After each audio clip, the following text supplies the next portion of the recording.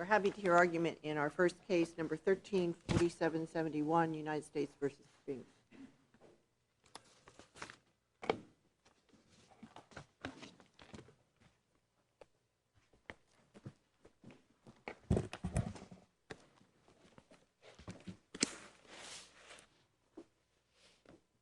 Good morning. Good morning. May it please the court, thank you all. Good morning. My name is John Duberstein. I'm with the Federal Defender's Office in the Middle District of North Carolina out of Greensboro. The case that we're talking about this morning, Mr. Spinks' case, I think is a very acute confluence of a bunch of different legal issues. And the two primary case law issues that come together in Mr. Spinks' case are Davis and Pepper. And I outlined the broad strokes of that in the brief, but I think some of the finer points are worth discussing in more detail, including the statutory and guidelines issues in his case, 3553A, 3553E, 5K 1.1, and then some issues that are touched on in Pepper and in Davis, including basic due process and some more discretionary issues, and also the operation of a mandatory minimum sentencing scheme. And that's where I'll start, I guess. Davis, the Fourth Circuit case, is very similar to Mr. Spinks' case in many regards. The biggest difference, I think, is that Mr. Spinks' case was a drug conviction, mandatory minimum. Mr. Davis had a 5-year mandatory minimum. One of the points of disagreement at the district court, I think, was whether or not the operation of a mandatory minimum was at issue in Davis. And one of the distinctions made at the district court level was that, in fact, there was no statutory mandatory minimum at play. But that's not true, is it? It's not true, and that's the point that I would like to make, I guess, is just there is a not less than 5 But I don't know that the public defender or whoever was representing your client then made that point in the district court. I was not clear. It was me, Your Honor, and I was not clear. I think it was just sort of a mistake that everybody made.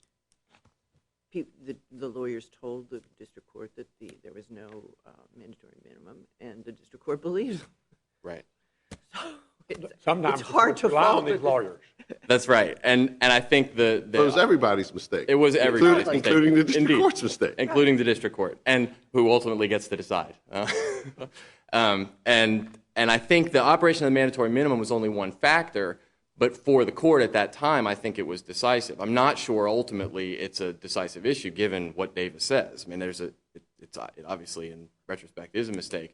The way that I view Davis and Mr. Spinks' case is this. I think it's a very neat. It's not formal. It's very substantive legal concept of. I'd sort of look at it as a trapdoor.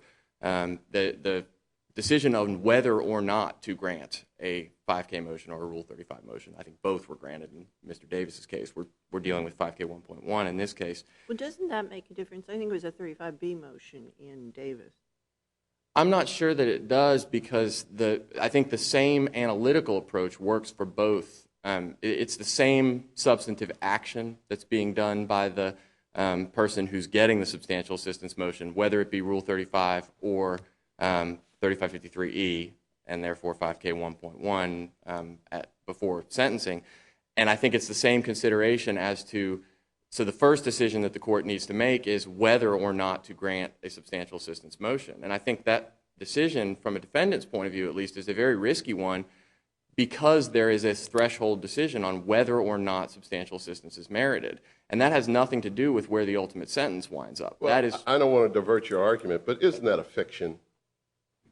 I don't think it is, Judge. You don't think it's a fiction? You really think a district judge, in deciding whether to grant a 5K1 or 3553E, isn't at the same time thinking about what sentence I'm going to give this person? No, in that sense, Okay. I think they're obviously very closely related, but what I'm trying to... Your point is analytically they are two separate steps. Well, and it's, when a defendant decides to provide substantial assistance, for example, if his substantial assistance is extensive and he risks his life and sticks his neck out as far as he can, but it doesn't bear fruit, he gets nothing. And so there's this threshold matter of, does it bear fruit? How much did it actually assist the government?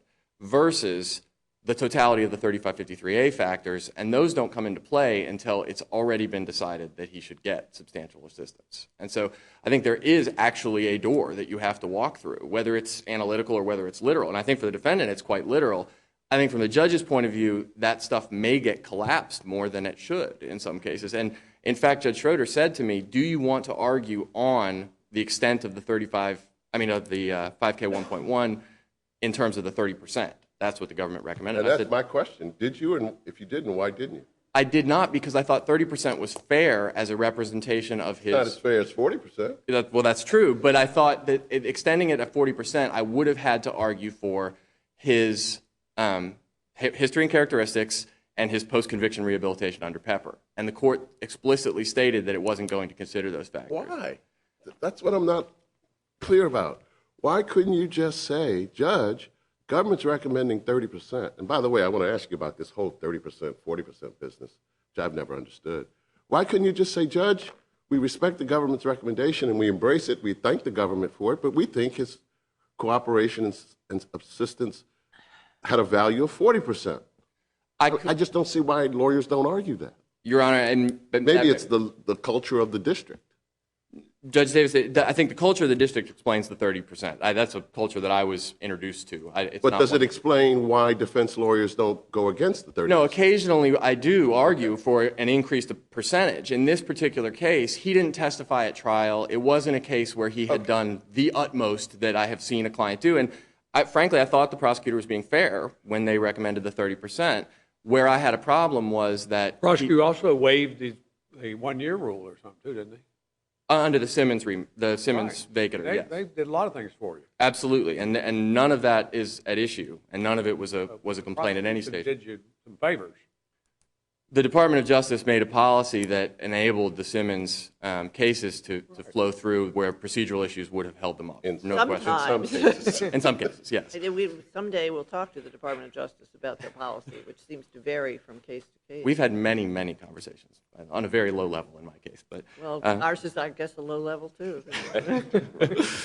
The issue, and that's his case came back on Simmons, and that it did is the reason why Peppers is important. But you see, I think the language in 35B is different from the 3553E and 5K language.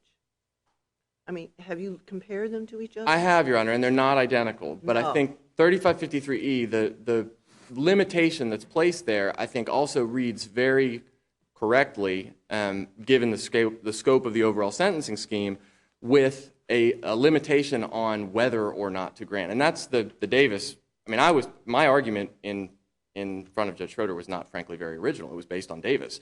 But that's the Davis holding, which is it limits what the judge can do in terms of whether or not to grant it. But if it limits everything that the judge can do in terms of setting a final sentence, no matter what the language of the statute, and I don't think the limiting language in 3553E is all that limiting, frankly. Well, it's more limiting than the language in 35B. I agree, Your Honor. And that's the difference. There's the rub. And then you come into Fourth Circuit precedent, which you, for reasons I'm not really sure of, you don't discuss in your brief. I can address that, Your Honor, and I think... Which directly deals with this posture we're in right now.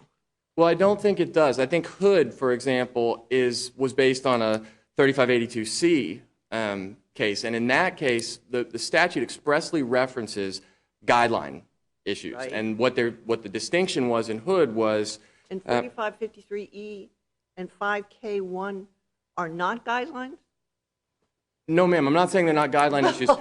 But 3582 expressly references that it uses the language, a guideline range. And that's where the court hung the logic in Hood and said, this is why we can't do this. This is why we can't. And what Hood was ruling on was whether you started at the bottom end of the guideline range or the mandatory minimum. And we didn't challenge that in this case. We're fine with starting at the bottom end of the using effectively the bottom end of the new guideline range, which is 120 months in his case. What we're saying is, in determining that final sentence, once you make the departure, there's no reason to leave behind the entirety of 3553A. Those, in 3553E actually expressly states that what you should do is go to the guidelines and all the policy statements. Well, the guidelines and all the policy You're trying to statements... get us to create a circuit split? No, Your Honor, I'm not expressly trying to create a circuit split. I'm trying to... Expressly, but if we agree with you, don't we create a circuit split? Your Honor, I'm not sure any of the cases from the other circuits have been as clear as Davis or would be as clear as the position that I hope will be the court's position in this case, and that is where you have someone who has post-conviction rehabilitation. And I think Pepper is absolutely clear that post-conviction rehabilitation is a factor that should be considered where it's appropriate. And a lot of the cases that would be a circuit split effectively state you can interpolate 3553A when you're doing a departure. But for some reason, some of those circuits have held you can only do it when it's going downwards, effectively. And Pepper is on point on that issue, too. Pepper says, I think it borrows from the Second Circuit, but it actually reiterates the whole statement. This can't be an escalator that only goes down, or that only goes up. It should go down, too. So, in other words, it can't just be to the defendant's detriment. But the Sixth Circuit explicitly said Pepper doesn't change Sixth Circuit law, right? Which case are you referring to, Judge Davis? I forget the name of the case, but It's the Sixth Circuit case, the it's Sixth- post-Pepper. yeah, the post-Pepper. It's Sixth Judge Circuit. Ball. On this point. Well, How's that? I would say Pepper does. I mean, I don't know. I haven't looked at the Sixth Circuit case in detail, but I think Pepper jives with Davis perfectly. I mean, if you put Pepper and Davis together, they can be read completely congruently and complementarily. And I think, actually, that prior Fourth Circuit precedent, I mean, it's arguable. I'm not making that argument, but I think it's arguable that Hood and Pillow are at least weakened by Davis. But I think they can be read in harmony. I don't think there's any... That we weaken Hood and Pillow by rendering Davis? No, I said I think you could make that argument, But we can't, one panel can't change another one. but I don't think they do. They can under our precedent. I agree, Your Honor, and I Davis think... didn't have any power to change them. I think it does not overrule them because they can be read in Davis harmony. couldn't overrule them. If That's why Davis you is say contrary to one them, panel they can't control. overrule I understand, Judge King. I'm sorry. I apologize for misreading the question. I think what I'm responding to is the government's position that Davis did not overrule. That's Well, not Davis our... couldn't. But that was never... Couldn't change them. That's my right. point. Well, and that was never our position. Davis is different than them. They control. Exactly. Davis is Davis on would be an different ground. outlier, and there wouldn't be any precedent. And it's different because it doesn't involve the same statutes. It really involves Pepper and the 5K 1.1 Like issue. if Pepper changes things, Pepper changes things. But if Davis, if you think this runs contrary to Hood or something, that doesn't work here. No, Your Honor. I think it runs around Hood. I think it doesn't treat the same issues as Hood. It just doesn't have the same footing as Hood. And Davis was distinguishing Clausen. It was a prior precedent from this court, also didn't overrule that. It said Clausen dealt with this expressly and said the whether question is different from the how much question. And I think that's really the crux of Davis. And that's the crux of Mr. Spinks' case. The whether question was never in doubt. The government recommended 30%. We agreed at 30%. We wanted to argue that because Mr. Spinks had spent a considerable amount of time in prison bettering himself, and he had an extensive record. It was it's not quite as long as Mr. Pepper. His case didn't go on for quite as long. Well, I mean, that's a fair argument, except that the 3553 factors all talk about the giving assistance. There's no, that's all they deal with. But Then the Sorry. statute says there's limited authority to impose a sentence below a statutory minimum. And the only rationale given for it in the statute or the guidelines is giving assistance. And you got that. But, Your Honor, I think... So you just want to ignore that language. No, Your Honor, I don't. And I think that language is the whether question. That's the power... No, the statutory it's floor... different kinds of whether. Whether you went down, it gives you an ability to go down from the mandatory minimum for substantial assistance. But it doesn't give you any other rationale for it. But it doesn't need another rationale because 3553A... Well, it says limited. It does, but it also... So that, to me, says limited to that rationale. But the second clause also states that it should be imposed in conjunction with the guidelines. And the guidelines for example, in 1B1.1 and 1B1.4, they incorporate the full panoply of factors. And there is also 18 U.S. Code 3661, which says, as a general matter, no interference should be made with the judge's ability to consider relevant factors in imposing the ultimate sentence. This That doesn't was speak. imposed under 5K11, right? Yes, ma'am. Every single thing that's talked about under 5K11 directly involves defendant's assistance. But the 5K 1.1 language is non-exclusive.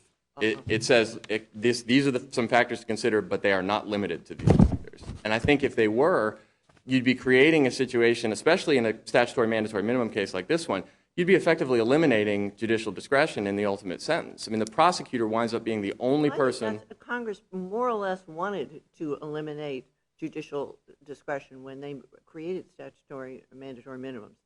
That may not be a good idea. You may not think it's a good idea. Nobody in this courtroom may think it's a good idea, but unless they have a vote in Congress, it doesn't make Well, sense. Your Honor, I also think Congress fashioned the 3553A, and the Sentencing Commission was bid by Congress to fashion 1B1.1, 1B1.4. Congress wrote 3661.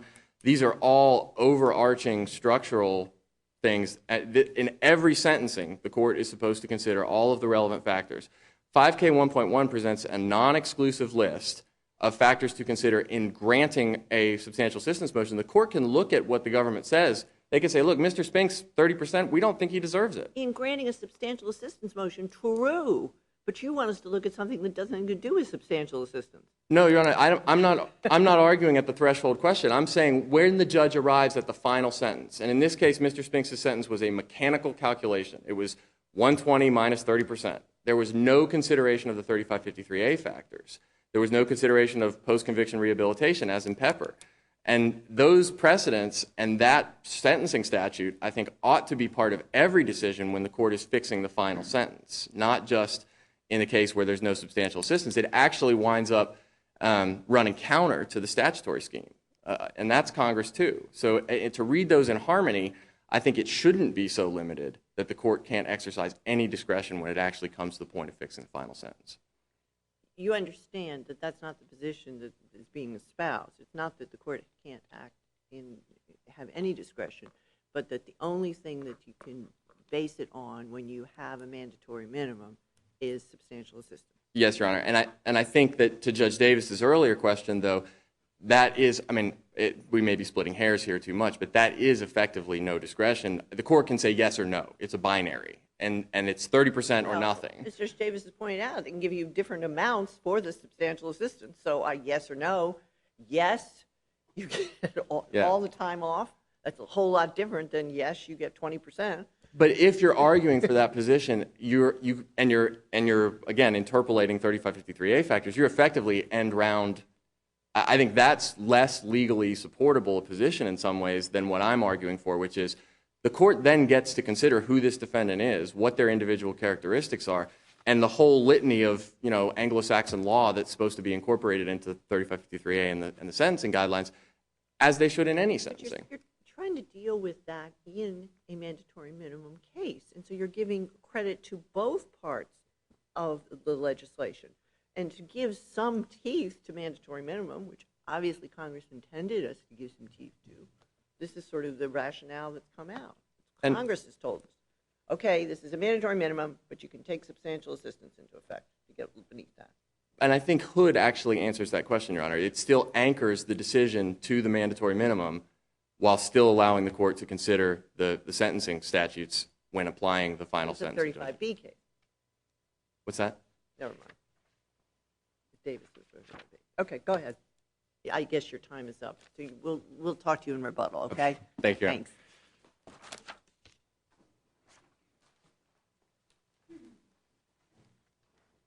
Good morning. May it please the court, my name is Harry Hobgood, and I represent the government in this matter. To first address a couple of questions that Your Honors raised, the district court, in discussing whether Davis was a mandatory minimum case, did not say there was not a mandatory minimum sentence involved. What he was trying to say was it was not an issue in the decision itself. There are two different things. There was a 924C, which was a 5-year mandatory consecutive sentence, but this court did not address the issue of whether and how a departure could be made below that. That was a mistake, wasn't it? I'm sorry, Your Honor? That was a mistake, was it not? On this court's behalf? Yeah. Induced by the government's failure to raise the issue. It did not raise the issue, and I don't think it was a limiting case. It was a matter But Davis clearly deviated from binding circuit precedent, didn't it? In permitting permitting a departure below the down to 36 months on that mandatory 60 months. I don't think so, Your Honor. No? It was really a question of limitation. If the court limits the downward departure, what factors can it employ? It was not a case if it exceeds or goes below the statutory minimum, what factors can it employ? They're two different things. This court used the language about there are no limitations under 35B on the extent of departure, but it was dealing with a case which limited departure, not expanded it. And I think that's what Spinks is doing here, is attempting to take Davis and stretch it beyond what was at issue there. So is Davis useful for any purpose? In other words, how would this court or a district judge apply Davis in light of the precedents that came before Davis? I don't know if it was in Davis or one of the other cases, but the court gave the example in a 35B case, if a mass murderer was the defendant and the government requested a downward departure from any kind of statutory minimum, the court could then just address the heinousness of his crimes, the danger of the community, and so forth, and not grant that departure. But the court could do that without saying a word, and it's not even subject to appellate review. You're absolutely right. So what work is Davis doing? Well, A judge's decision not to grant a substantial assistance departure, and the extent of that departure is not subject to appellate review. You agree? I agree, but Right? I agree. So, I agree. so what work is all of that language in Davis doing about how a judge can limit, in other words, disagree with the government, when in fact, every district judge can disagree with the government on a substantial departure, whether it's 35B, 5K 1.1, or 3553E.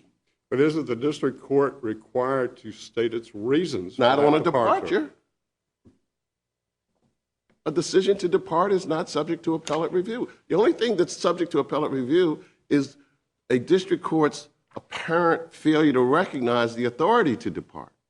But once a judge says, yeah, I could depart, judge doesn't have to say another word in denying it or in granting. Now, there is Lynn, but that's not what happened here, because the defendant said 30% is perfectly fine and didn't object to it. And the judge could have stopped right there. And Pepper, one thing the Supreme Court said in Pepper on a remand, the law of the case doctrine does not apply to the amount of reduction for substantial assistance. The court can increase it or decrease it. Exactly.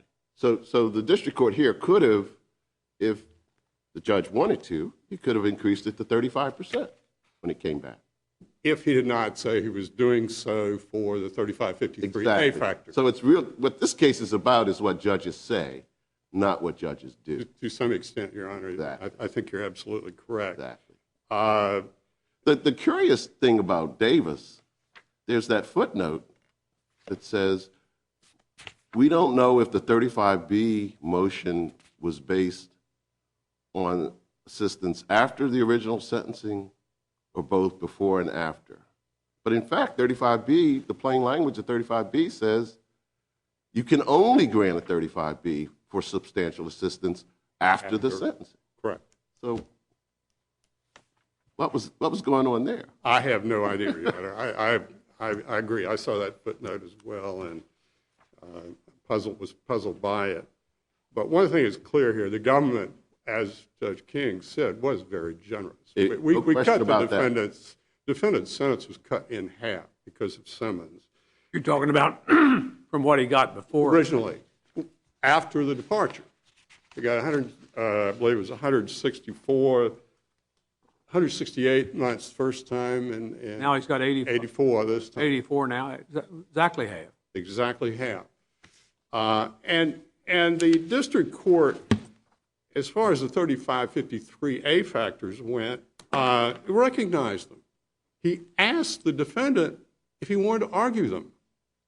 And there was no argument. Nothing was said. He acknowledged Pepper, and he said he would be receptive to any Pepper evidence. And he got none. At no point did the defendant ever say, this is the post-sentencing rehabilitation that you should consider, Your Honor. There's nothing for him to consider. Well, could he have considered that? No. And hadn't he already said Pepper was not relevant? Well, Pepper was not a No, I mean, mandatory minimum. hadn't the district court already said Pepper is He not? couldn't use it to go below the statutory minimum. He acknowledged that he could give him above the statutory minimum and that he was considering Pepper in that regard.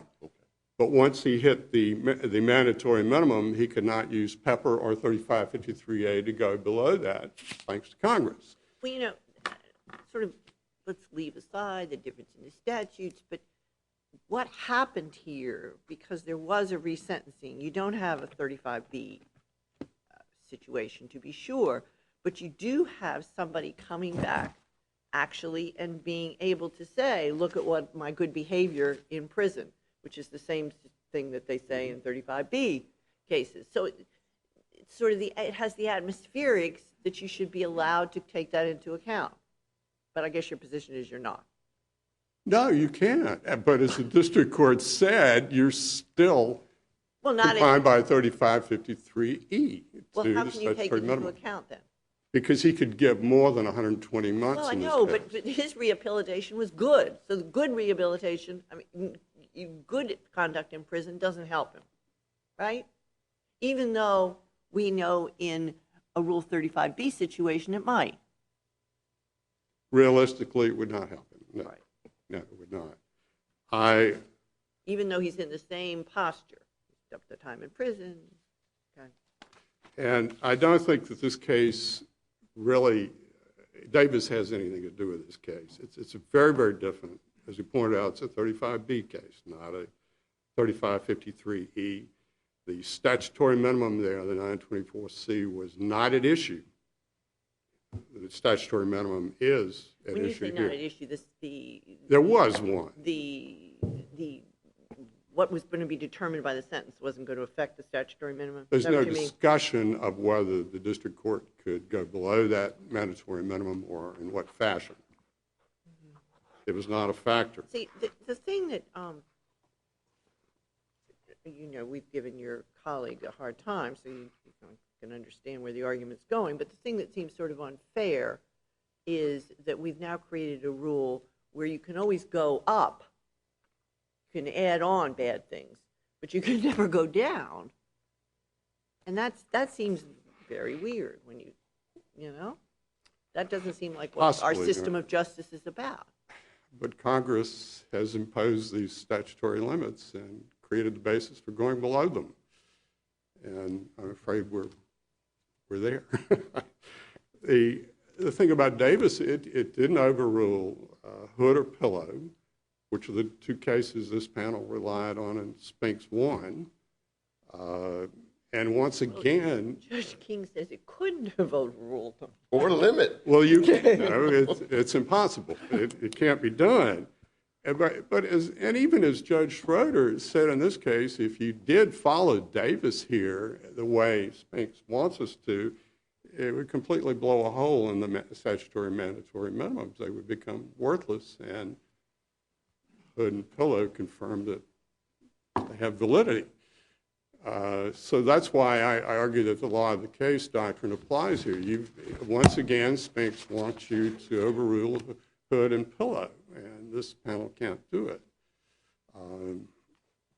And there's no intervening change in the law and arimony which would allow him to resurrect the same issue. Davis does not address the issues in this case and did not change the law. And again, Pepper rather just does not apply. It's a guidelines variance case. It's not a case involving statutory mandatory minimums. It has no application here. The Supreme Court did not discuss 3553E or 35B. They discussed 3553E, but only to the extent of saying in a remand the court's not bound by the same percentage of reduction. And Pepper was permissive. The Supreme Court merely said that a district court may consider post-conviction rehabilitation evidence. It didn't say it has to. Well, he would go with that. And also, I believe as Judge King pointed out, the Sixth Circuit in the Williams case held that Pepper does not apply in cases like this with We a agree with statutory minimum. your fine opponent there. Do we create a circuit split? Yes, I'd say you would, Your Honor. We'd be out there by ourselves? Yes, sir. Yes, sir. All of the circuits are uniform. They're only substantial assistance. How many are there? 10 plus the District of Columbia. Pardon? No, that have ruled on this issue. How many are there in I favor of cited you? the- You said all of them are uniform. On the 35 How many are they all? I can't find an exception. I did not cite a Third Circuit case, but I don't believe they, So you think the That's rest a of lot. them are? I think they're all in uniform, yes, Your Honor. They're all on your side? As far, in agreement They're all with- post-Pepper? How many are post-Pepper? He says Pepper's a big deal, so you give us, and that's the Supreme Court. How many of them are post-Pepper? Well, Pepper was 2011, so I would say some of the ones I've cited were not.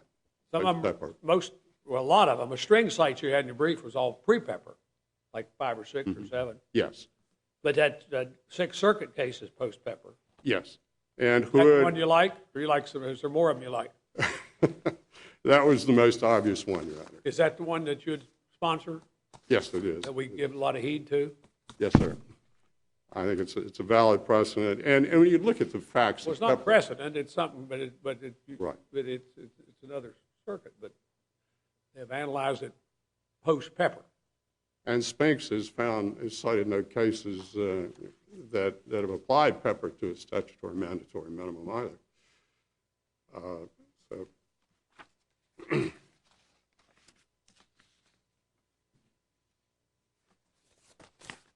I think unless I think any we further understand. questions, Thank you very much. thank you, Your Honor.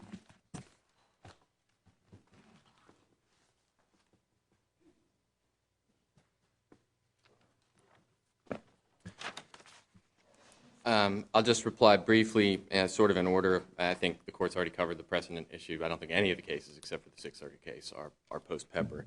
And I don't think the circuits are uniform. I think a lot of those cases it's like the difference between Hood and Davis. When you dig down, You say Sixth Circuit is the only one. I think it's the only one that I have seen that is. So if we post-Pepper. created the circuit split, it'd be a 1-to-1 split. At this point, yes. Okay. I don't think the other circuits have dealt with this on all fours. The cases vary widely in what exactly they are dealing with, whether it's a statutory mandatory minimum or not, or whether it is just a question of departure from a 3553E or a Rule 35 case. The court in Davis, I will point out, expressly reduced the mandatory minimum both times under the 5K 1.1 motion and under the Rule 35 motion. It was less than 60 months originally, and it was then reduced further. I think it was down to 36 months on the original 60-month sentence. So And what reason did it give for the departure? for the original departure was it was both. It was he gave it based on substantial assistance. He limited it based on the violence and his criminal record, I think, was the reason given. Well, but I'm trying to get you to focus in on how Davis actually helps you here, if we were to follow Davis.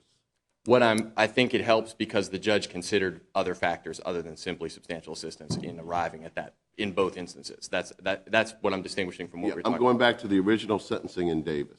Yes, sir. Did the court rely on anything other than substantial assistance? He did. The original sentence was 36 months on count 1 and 50 months, which was 10 months below the mandatory minimum. And what reason did it give he for the said that- 50-month sentence? he said, the court noted the defendant has been in some trouble before, and that weighs with me. It also considered that there was a victim in the case, the person who had the firearm pointed at him. This is a very serious offense. It was a violent crime. So that was part of the court's consideration in departing below the guidelines on the 60-month mandatory minimum sentence. He also reconsidered that information. In fact, I think they brought in a victim advocate to talk about the victim's current condition at the Rule 35 stage. Weren't they both substantial assistance departures? Yes, he just allocated them between both counts. He reduced both counts. But I'm focused on the mandatory minimum count. Yes, Your Honor, and the mandatory minimum count was reduced. On substantial assistance, wasn't it? But as part of the consideration for the sentence, it doesn't. That's not reflected in the language in Davis. What it says is, in exchange for substantial cooperation, the government moved to reduce the sentence. The district court granted the request, but simultaneously expressed concern that the defendant's crime was violent in nature and thus deserving of substantial punishment. The court noted that the defendant has been, et cetera, what I just read. So no, I think the answer is the court considered both things, both the extraneous factors and the 5K 1.1 factors that the court mentioned before, what I would call the non-exclusive list. And I think it's an illustration of why that's non-exclusive. And in this case, the escalator went up. And Mr. Spinks' argument is just, in his case, the escalator should go down. It's the same consideration, same legal analysis as this court approved in Davis. And I think it. So is Davis inconsistent with Hood? I don't believe it is, no, because I think Hood was on a different footing. Hood was not the same case. Hood was arguing that. I understand the specific issue raised in Hood had to do with the starting point. Yes, sir. But isn't the reasoning of Hood inconsistent with what the district judge did in Davis? I think the two cases can be read in harmony if you do what I was talking about before, which is this anchors it. Hood anchors it to the statutory mandatory minimum. Doesn't free the whole thing up and blow a hole in the floor. And Davis acknowledges that that also doesn't mean you slam the door on 3553A and the rest of the sentencing factors. What were you just reading from? I was reading from U.S. versus Davis from. What page?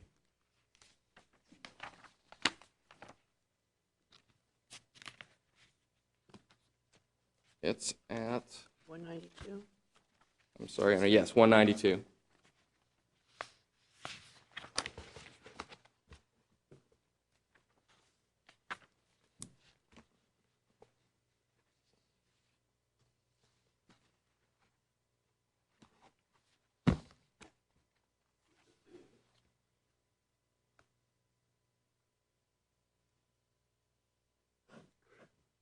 Am I correct that in Davis, the government made a specific recommendation? Yes, Your Honor. And in each instance, both at the original sentencing and at the 35B, the district court didn't give as much as the government was recommending. That's correct. Okay. And your point is, in explaining why it wouldn't give as much as the government, the court took into account both times these extraneous factors, these non-substantial assistance factors. That's correct. It did what I think is appropriate in sentencing the individual. It took that individual into account.